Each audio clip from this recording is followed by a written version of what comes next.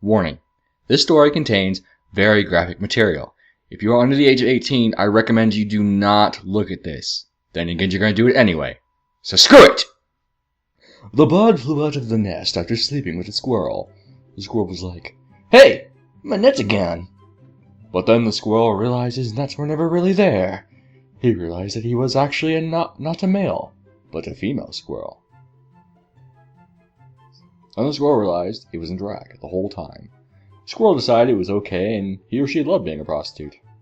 At least until a chipmunk pimp came by to collect his money. But the hooker squirrel hardly had enough.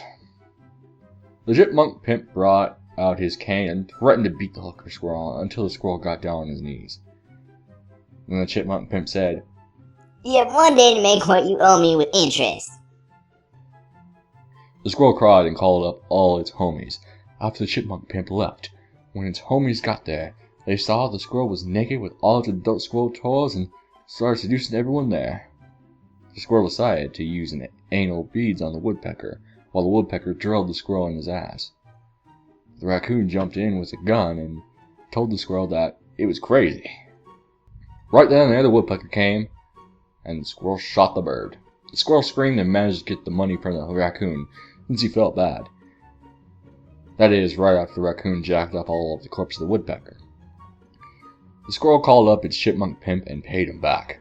That is, after the massive orgy it had with the neighborhood stray cats. The dog came by and smiled after saying, "Them cats get it now." After the cats saw the dog, they invited to join in. The dog spat at the cats and stormed off. After the orgy, the squirrel lying in the alleyway smiled and said, "I love my job.